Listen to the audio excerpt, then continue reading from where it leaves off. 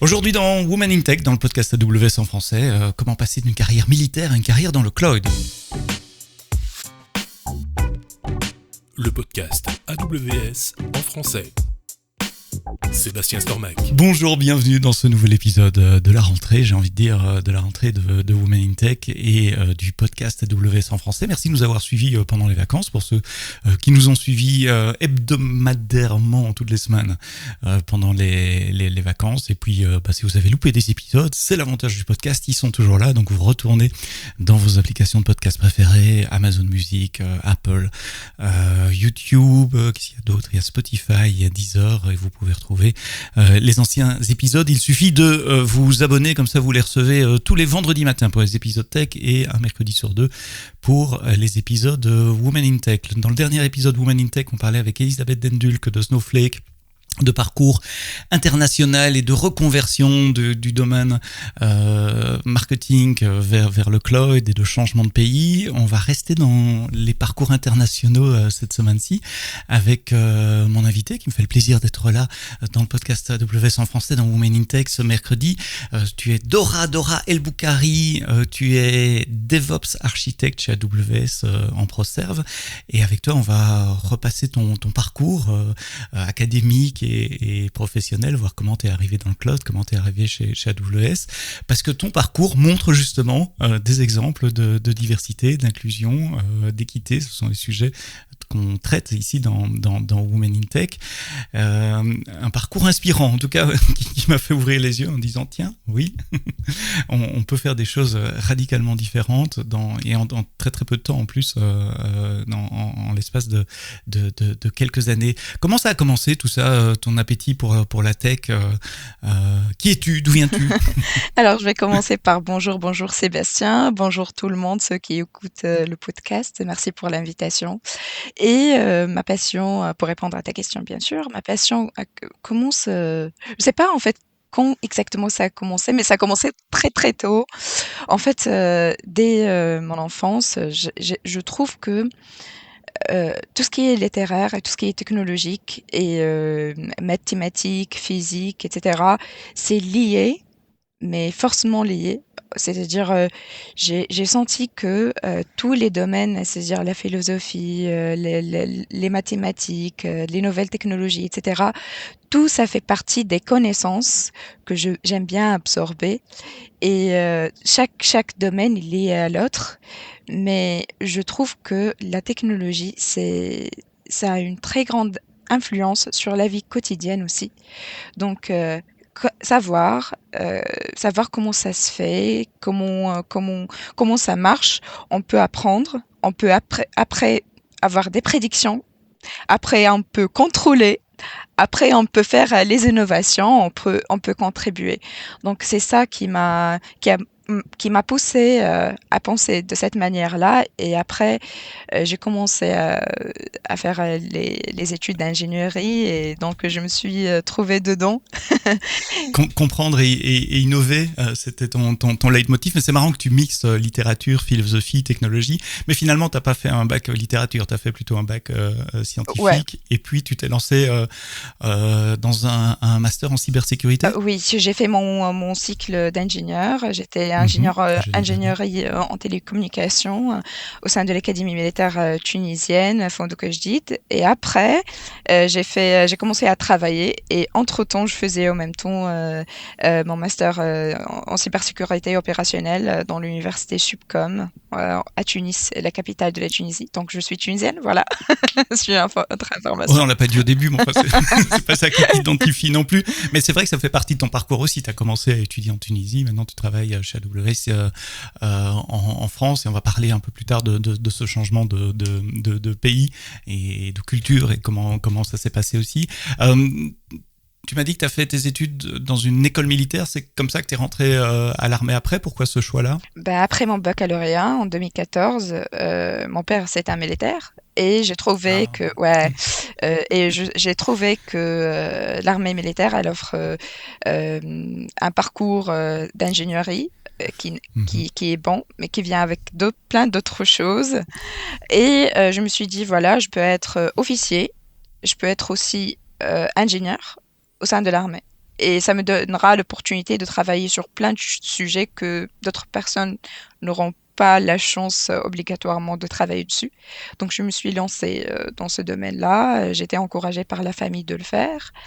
Et après, voilà, j'ai fini les 5 ans avec 2 galons comme lieutenant. L'armée de terre, Land Forces, qu'on peut l'appeler aussi. Mhm. Dernière année de mon cycle d'ingénieur, j'étais parmi les premiers de ma classe. Donc, j'étais majeure de promotion dans les prépas, dans le cycle préparatoire, et après, parmi les premiers de ma classe dans l'ingénierie et télécommunications.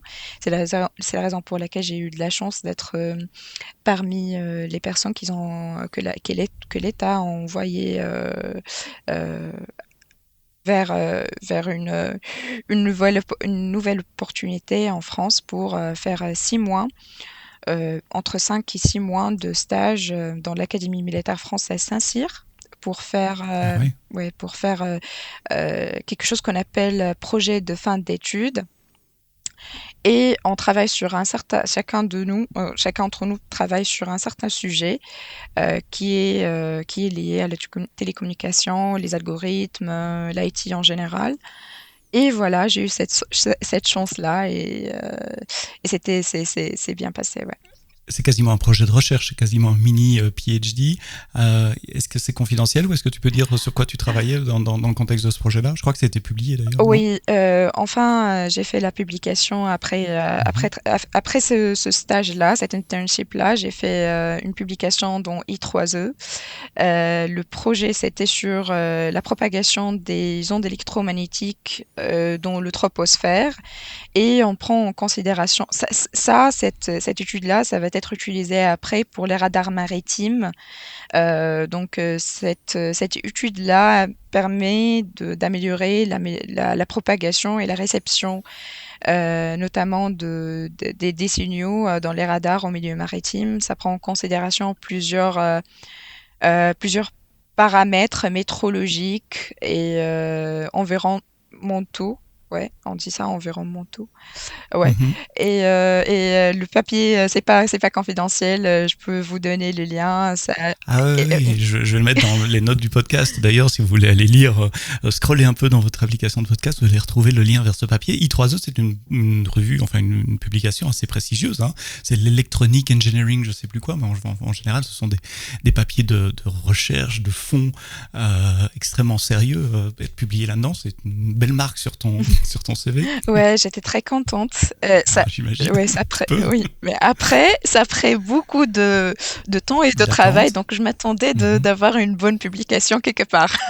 Donc, pour être honnête, j'étais pas Oui, c'est la surprise. récompense finalement après tes 6 mois. Mais on sous-estime souvent, enfin on néglige souvent de penser à l'armée qui offre beaucoup de formations extrêmement techniques, extrêmement poussées, et qui engage beaucoup de talents, qui recherche beaucoup de talents également. Je vois dans la ville où j'habite ici pour le moment, dans le métro, il y a la marine recrute, l'armée de terre recrute. Et allez-y, et ça donne un très bon tremplin et des possibilités d'études approfondies. Donc après ton master, tu commences à travailler pour l'armée en Tunisie? Oui, après la 5e année, on a commencé un stage et après le stage, on, on est, on nous demande d'aller dans différents endroits pour travailler sur certains projets.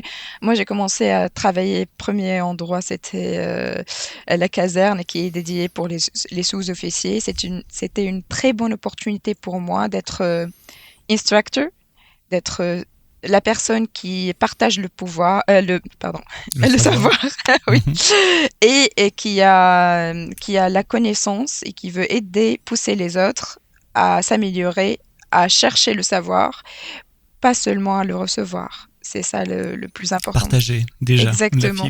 Je dis déjà parce qu'on va en revenir un peu plus tard, mais on va essayer de rester dans l'ordre chronologique.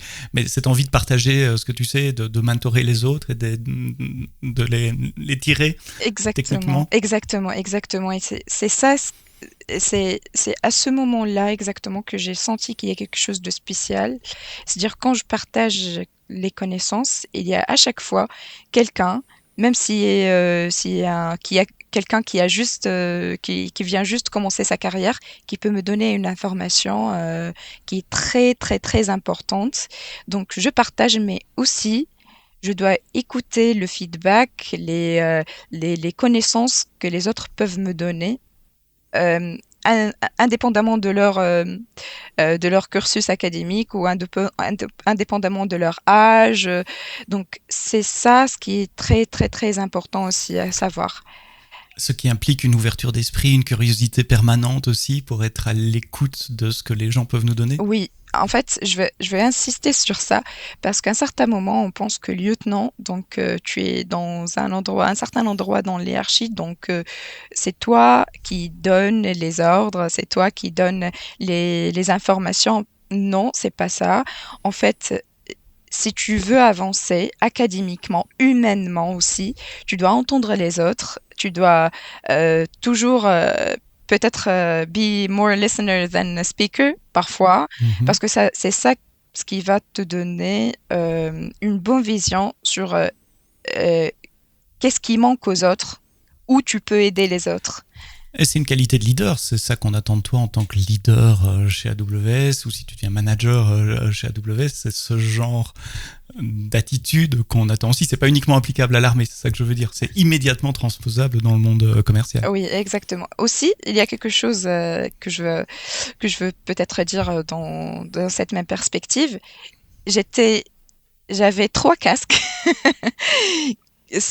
Trois casques dans mon job. J'étais ingénieur, donc je suis supposée savoir être updated sur tout ce qui est innovation. Les nouveautés. Exactement, ça, c'est ça. Contribuer dans des projets d'IT, aider les autres à s'améliorer dans ce domaine-là. J'étais athlète. J'allais y venir, mais c'est bien que tu le mentionnes. Ouais. Ouais.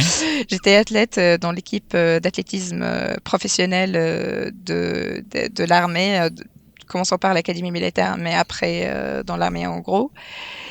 Et j'étais bien sûr un officier, donc ce qui donne avec des responsabilités, avec la discipline qui vient avec tout ce qui est responsabilité que je dois accomplir. Et donc, en parallèle de tes études et de ton début de carrière, tu étais athlète de haut niveau. Tu faisais quoi comme sport ? Je faisais les running, les races qui sont de longue distance, c'est-à-dire commençant par 5, 10, 12, 15 kilomètres, oui, jusqu'à 42. Ouais. Ben, c'est une très bonne expérience que j'ai vécue et je fais ce sport jusqu'à maintenant. Donc, la semaine dernière, j'ai fait 21, donc ça va. Mais pas professionnellement. Mais là, c'est pour le plaisir. Ouais. Maintenant, c'est toi qui prends ton casque et qui parcourir et tes baskets et tu parcours. Exactement. Pour le plaisir, mais à l'époque, c'était un sport. Jusqu'à quel niveau tu as été dans ce sport-là ? Jusqu'à ramener des médailles d'or. Donc, j'étais très contente. Wow. Aux Olympiques ? Non, pas aux Olympiques, malheureusement. Excuse-moi, c'est parce qu'on sort des Olympiques, je suis biaisé. Tu dis médaille d'or. Ah non, pas malheureusement, pas à ce point. Mais j'ai ramené des médailles d'or dans les marathons internationaux de Carthage. C'est un marathon très, très, très connu en Tunisie, dans lequel il y a plusieurs athlètes qui viennent spécialement pour cet event-là. Et si vous cherchez la vidéo YouTube, vous allez me voir dans le podium, ouais, avec le drapeau comme ça dans la première place. Donc, n'hésitez pas à me chercher dans les vidéos YouTube. Donc, mens sana incorpore sano, si je me souviens bien de mes cours de latin, on disait un corps sain, une tête bien faite dans un corps sain. Ouais. Tu combinais les deux.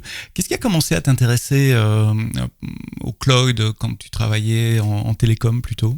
Ouais, il y avait un jour, c'est-à-dire un jour, il y avait l'un de mes collègues qui me voyait lire les actualités, m'améliorer en IT, etc. Il a vu que je lis des livres qui sont anciens, qui sont liés à des technologies anciennes. Donc, je méfie quand des personnes plus jeunes comme toi disent des technologies anciennes, comme moi j'ai des cheveux blancs, ça se voit pas dans le podcast. C'est quoi pour toi une technologie ancienne ? C'est-à-dire une technologie, par exemple la configuration, les liens, les lignes de code qu'on utilisait pour la configuration d'un routeur. D'accord. Donc ça, moi, je le connais, mais j'étais... Cisco iOS. Exactement. Ouais. Moi, je le connais, mais j'étais en mode, je dois prendre le dive deep pour être le grand expert de ce domaine-là. Et je passais des semaines à m'améliorer dans ce domaine-là. Et lui, il me disait, à un certain moment, il n'y aura pas des gens qui vont être... configurer des routeurs à la main. Qui vont passer la journée à configurer les routeurs à la main. Et moi, je comprends pas. J'étais têtue, je me suis dit, voilà, c'est l'infrastructure, c'est très important, etc. Il m'a dit, ben oui, mais voilà une petite vidéo YouTube que tu dois regarder. C'était faite par 4 ou 5 experts de cloud dans une communauté qui s'appelle AWS بالعربي, AWS en arabe. Il m'a dit, voilà, une petite vidéo qui dure, je pense, 3 heures, mais c'est pas vraiment petite.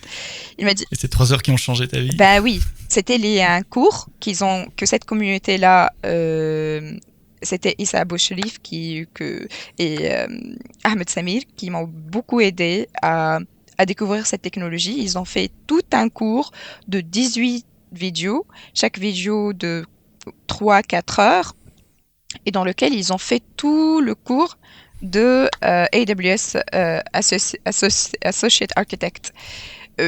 J'ai passé de la première vidéo à la deuxième vidéo, à la troisième vidéo, jusqu'à la dernière vidéo. Après, j'ai vu qu'ils ont un certain groupe Telegram, donc je me suis mis dedans. Ils ont dit, voilà, on va donner des vouchers free pour ceux qui répondent à ces questions-là.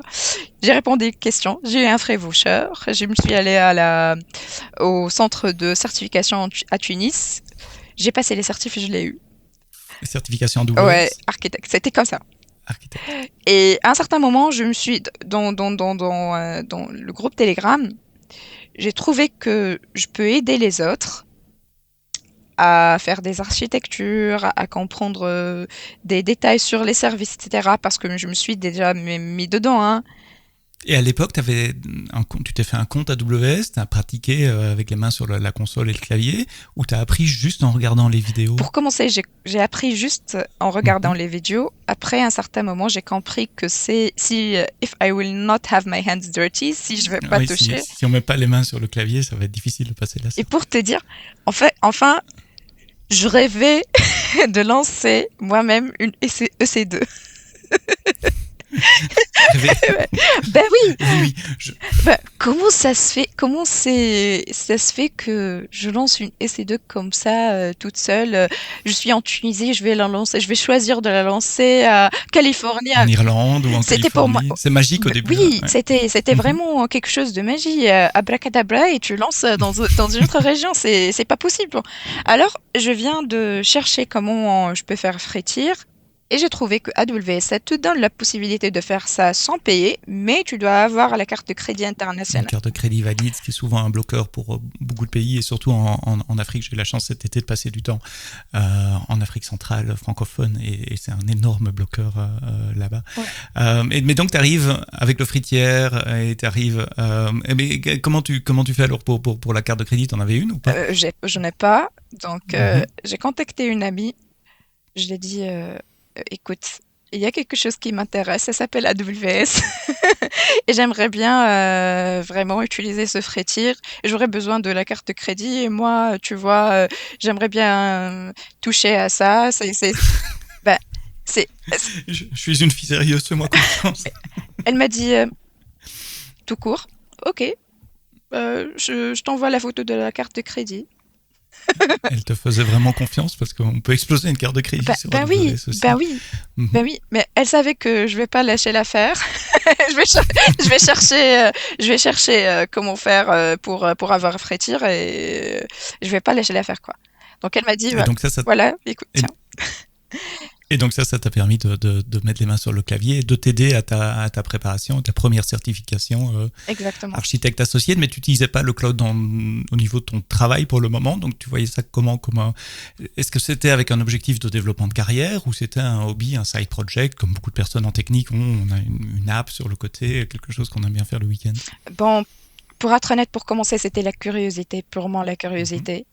et pour partager. Et à un certain moment, c'était pour apprendre et pour aussi pouvoir pour être Repartager, ouais, on y revient, exactement. cette envie de partager avec les Ouais. autres. Je me souviens que j'ai fait une subscription à Tunis dans une certaine coworking space. J'ai mis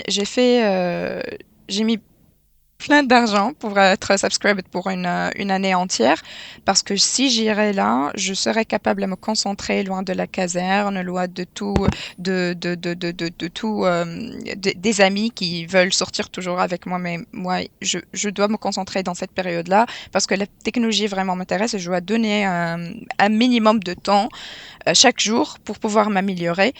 Et je me souviens d'un ami qui était à côté de moi. Il me disait, j'étais en train d'écrire un article. Il me disait, mais enfin, à quoi ça va À quoi ça à quoi sert? ça sert enfin? Moi, je disais, je sais pas. Je sais que je veux faire ça. Je suis curieuse et je veux partager ça. Donc voilà. Et après, ça convergeait dans un certain moment vers une ambition de faire partie de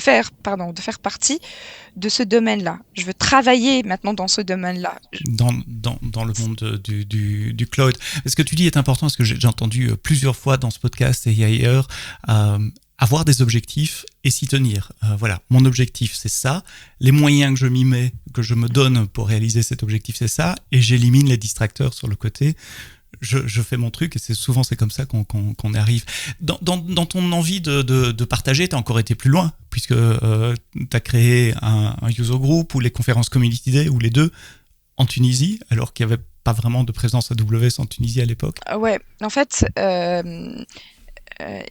il y a deux choses. Il y a la première chose, je viens d'indiquer que les distracteurs, il faut les éloigner, mais aussi des amis, un entourage qui croit en toi, ça aide vachement bien. Si j'avais pas La famille. la famille aussi, un entourage avec les amis, Mhm. il faut dire vraiment que si j'avais pas cet ami qui m'a donné la carte crédit, peut-être je serais bloquée, hein. C'est grâce à elle que je suis peut-être là. Après, si c'était pas, il y a des amis qui viennent m'aider, viennent m'encourager. Donc ça pousse vers l'avant.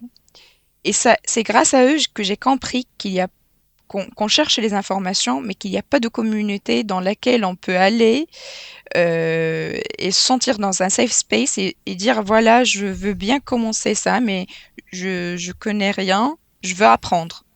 Donc c'est ça c'est ça la chose qui m'a aidé à comprendre un besoin. On revient à être good listener. J'ai compris qu'on a besoin d'une communauté, peut-être qui parle avec en dialecte tunisien, peut-être qui est là pour aider les gens à s'intégrer, pas seulement peut-être pour AWS, mais pour commencer, pour dire aux gens, voilà, il y a plein de choses dans l'IT, mais voilà les nouveautés, voilà où vous pouvez aller, voilà les choses que vous devez utiliser, voilà les techniques aussi d'apprentissage, parce que c'est ça ce qui manque. Après, dans un certain moment, il y a des gens qui me disent, voilà, j'aime bien m'approfondir dans ce domaine-là, mais j'ai pas le temps. Ouais. Ou par où commencer? Quelles sont les bonnes ressources? C'est des questions que j'entends tout le temps. Comment est-ce que je peux m'entraîner et apprendre? Exactement. Et ça, la réponse toujours, c'est continuity is the key. Donc, tu dois la persévérance. Si tu fais chaque jour une heure, tu peux t'améliorer. Mais si une heure que tu peux passer, par contre, sur les réseaux sociaux, Oui, on peut passer facilement une heure sur TikTok ou sur Insta et perdre cette heure oui. plutôt qu'apprendre. Donc, c'est à ce moment-là que j'ai décidé de commencer la community. J'ai contacté une autre amie qui est basée en Belgique pour qu'elle me paye la subscription. Sur meetup.com. Ouais, pour qu'elle me paye le meetup. Dans un certain moment, je viens de l'envoyer l'argent et elle m'a payé 3 mois ou bien 6 mois. Après un certain moment, je peux pas compter sur elle pour me payer toujours chaque 3 mois et c'est moi qui investis, tu vois, qui paye. Mhm. Donc, je me suis dit, je dois chercher une autre alternative dans laquelle je dois pas payer de l'argent, mais aussi il y a plein de Tunisiens pour commencer, où je peux se dire contacter, etc. Donc, j'ai lancé AWS Community Tunisia. C'était une page Facebook dans laquelle j'ai commencé à partager des connaissances, etc. Il y a eu deux autres personnes qui étaient avec moi pour améliorer la qualité et le contenu de la page. Et après, on a passé vers Telegram. C'était un groupe qui s'appelait AWS Great Maghreb. C'est-à-dire, on n'est plus seul, on n'est plus tunisien. Pas que la Tunisie. Pas que la ouais. Tunisie, parce que j'ai remarqué que dans notre groupe, il y avait aussi des Marocains, des Algériens, des Libyens, de Mauritanie. Donc, j'ai pensé que ça fait du bien de faire partie d'une communauté D'une plus communauté plus grande. Ouais, grande voilà. encore. Donc, on a lancé ce groupe Telegram qui est encore actif. Et Au-delà de la langue, là, du coup, t'as cité la Libye, la Mauritanie, donc je suppose que c'était en anglais non, ou en en arabe. arabe. En Et arabe. ce qui est bien, c'est que la majorité des personnes, on se comprend si on parle de chacun de son dialecte. Mais après, il y a quelques mots qui s'échappent, donc on peut expliquer mieux. Après, la majorité des discussions, ça contient l'arabe, mais beaucoup d'anglais aussi, parce que tu vois les termes. Ah, c'est comme en français, quand on parle du Cloyd, il y a beaucoup Et- de vocabulaire anglais qui sort, qu'on le veuille ou non. Exactement, exactement. Ben voilà, c'est ça ce que j'ai fait. Et donc Community Day également, communauté qui attire de plus en plus de monde. Tu es repéré également par les gens de mon équipe qui s'occupent des communautés. Tu deviens AWS Community Builder également. Ça, c'est toi qui as postulé pour ça, je pense. Oui, j'ai trouvé, après avoir ces contributions dans plusieurs groupes, il y a Walid Chahari, c'est l'un des héros de la communauté AWS avec lequel j'ai parlé. Il est vraiment impeccable dans tous les conseils qu'il peut donner professionnels. Il m'a dit, voilà, il y a un programme qui s'appelle AWS Community Builder, pourquoi tu postules pas? Moi, je me suis dit, voilà, je vais essayer. Et j'ai fait 2 années en tant que AWS Community Builder parce que ça se renouvelle et dans lequel tu dois dire, voilà, les contributions que j'ai fait, voilà, les ambitions, voilà, Les etc. blog posts, les communautés, les user groups, les podcasts. Exactement. Et dans cette période-là, ce qu'on a fait, on a commencé avec AWS Blarabi, on a commencé une initiative qui fait des résumés de AWS White Papers. Et ça a vraiment changé plein de choses. En fait, AWS White Papers, ce sont des documents qui contiennent les détails techniques des technologies, par exemple, ou bien des architectures, etc.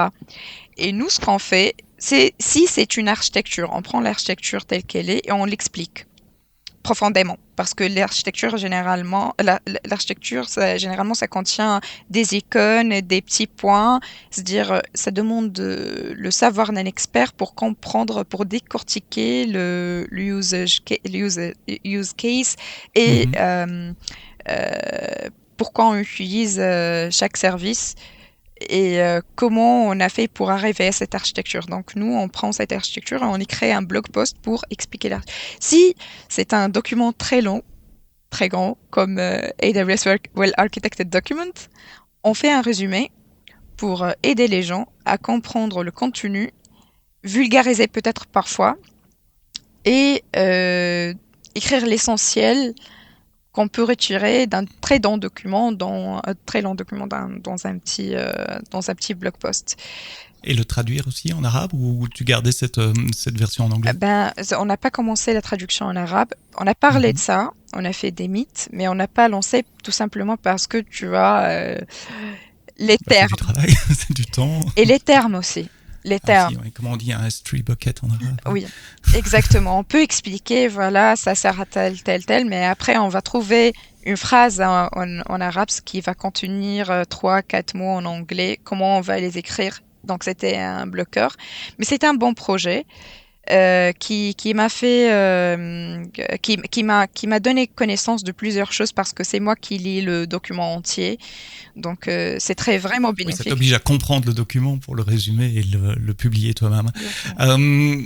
De là, comment t'es venue l'idée de travailler chez AWS et comment s'est passé le process de job hunting, d'abord de recherche de boulot et puis d'interview pour être dans le poste où tu es depuis un peu plus d'un an maintenant? Ouais. À un certain moment, je me suis dit, si je vais rester, parce que j'ai commencé à travailler pour le gouvernement, pour des projets pour Prime Ministry et pour ministère d'Intérieur. Premier ministre et ministère de l'Intérieur. Oui. En Tunisie. En Tunisie. Toujours, hein.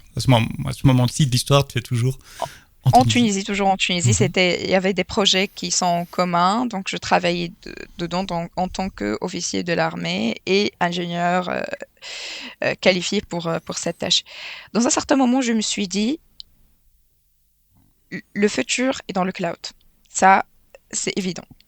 Après, si je vais rester dans le gouvernement, je sais très bien qu'il n'y aura pas de chance qu'on va adapter le cloud public dans le gouvernement, dans l'armée. Ouais, et c'est tout à fait compréhensible. Et c'est tout à fait compréhensible parce qu'on a des documents qui sont classifiés défense, top secret. Exactement. Allez les mettre sur un cloud américain en plus. Enfin, on va pas rentrer dans ce débat-là maintenant, mais oui, je comprends bien. Donc, je me suis dit, si je vais rester ici, je vais rater mon ambition. Le train. Je vais rater le train, je vais rater tout ce que je voulais faire. Et moi, je veux travailler sur des innovations, sur des choses qui sont l'actualité. Je veux comprendre pour prédire, pour contribuer après. Pour peut-être faire partie de ceux qui font les innovations dans ces technologies-là. Mais pour commencer, il faut travailler sur ce domaine-là, ces choses-là, ces technologies-là, tous les jours. Donc, tout court, il faut quitter l'armée. Le monde de l'armée et le monde... Mais tu avais quand même le choix d'aller soit chez un client d'AWS, une grande société qui utilise le cloud, et il y en a certainement, je ne les connais pas, mais il y en a en Tunisie également, ou venir travailler chez AWS. C'est quand même deux niveaux d'approche, de mentalité différentes. Ouais, moi, j'ai une chose que je dis toujours, let's go crazy. Let's go crazy. Think big, on dit. Think big, mais ça, go crazy, c'est un autre niveau peut-être. C'est encore plus.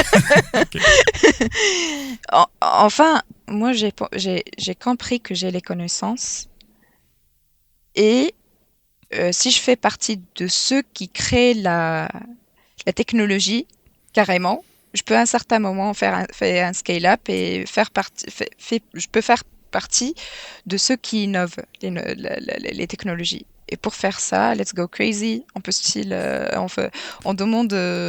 on cherche les demandes d'emploi chez AWS et on postule. Et ça, ce que j'ai fait. Et ça s'est passé comment alors, cette préparation aux interviews et puis ces premières interviews? Oui, j'ai dédié du temps. Quand je dis go crazy, c'est-à-dire la tête dans le ciel. Mais il faut garder aussi dans les nuages, près des étoiles, mais aussi les pieds sur la terre. Donc il faut bien se préparer. Il y a beaucoup de stress qui vient dans la période pour toutes les personnes, et c'est tout à fait normal. Quand tu te prépares pour un job, on sent le stress qui vient avec, qui dit voilà, si ça passe pas bien, si j'échoue, etc.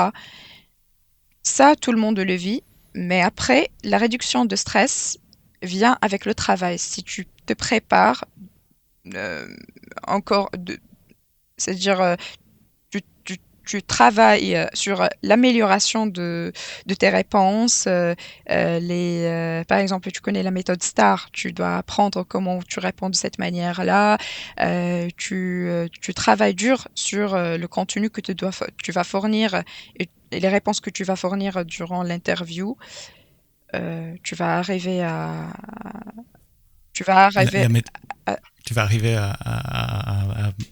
répondre correctement aux questions et à te faire remarquer. La question qui se pose, what's the worst thing that can happen? Quelle est la chose la pire des choses qui peuvent arriver? Soit j'aurai le job et ça va, je Et serai tant mieux. tant mieux. Soit j'aurai pas le job et je vais sortir de l'interview ou bien des interviews avec un feedback ou des feedbacks des personnes qui vont me dire des choses que je vais utiliser pour m'améliorer pour les prochaines interviews. Et t'es passé du premier coup ou t'as dû postuler à plusieurs jobs? Ben, j'ai postulé à plusieurs dans la même période. Pour être honnête, j'ai pas postulé essentiellement pour la France. J'ai postulé Corée, Australie, dans la même période. Et dans cette période-là, j'ai eu de la chance d'être contactée en premier temps par la France. Pour moi, c'était pas très important où je vais faire ça. Pour être honnête, tant que je parle le français, je parle l'anglais, je parle un peu d'allemand. Je me suis dit, voilà, c'est pas un problème.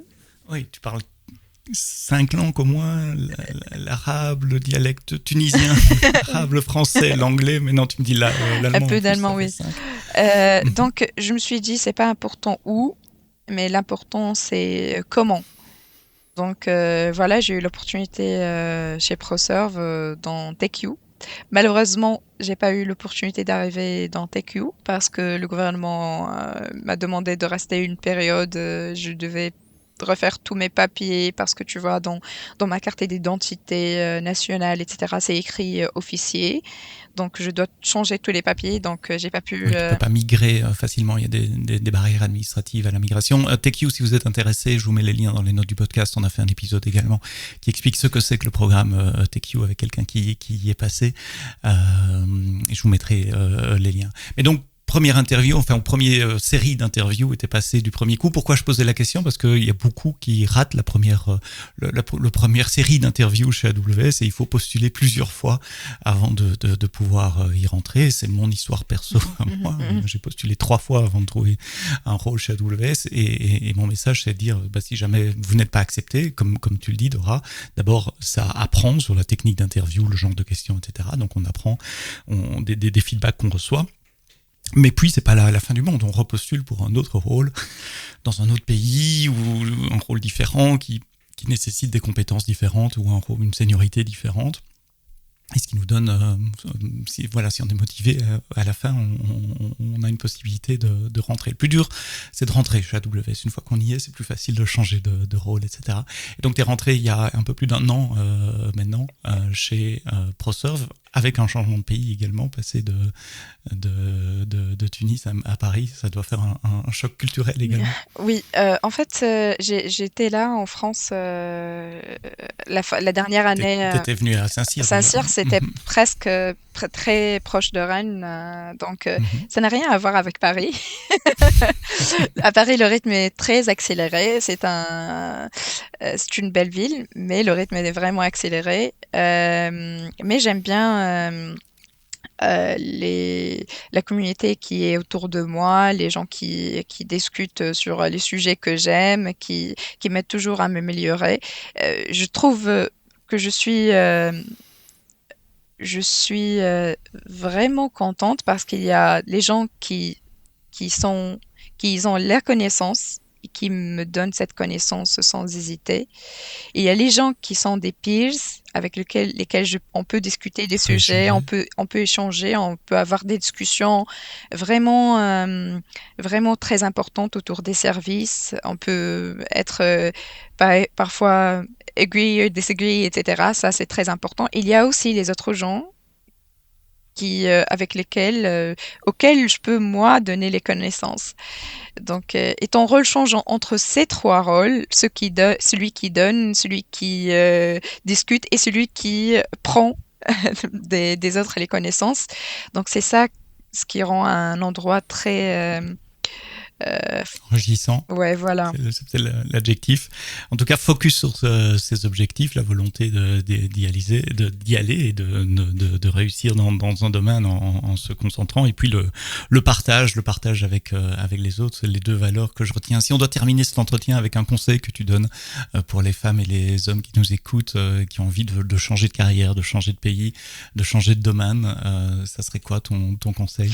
Mon conseil, c'est que, voilà, je suis Dora Al-Boukhari. Je suis une femme ordinaire. J'ai rien de plus que toi. Si j'ai j'ai pu le faire, tu peux le faire aussi. Il n'y a pas de secret recipe. La recette, c'est perseverance, être consistant, travailler tous les jours parce que c'est une stamina que tu crées. Et après, le stress, c'est tout à fait normal. T'échoues, c'est tout à fait normal et tout à fait acceptable. En fin de compte, on n'est pas des créatures supernaturelles, on est humain. Si tu vas apprendre, si tu dis t'es expériencé, c'est-à-dire t'as échoué déjà. Donc, échouer, C'est c'est normal. normal, c'est pas la fin du monde.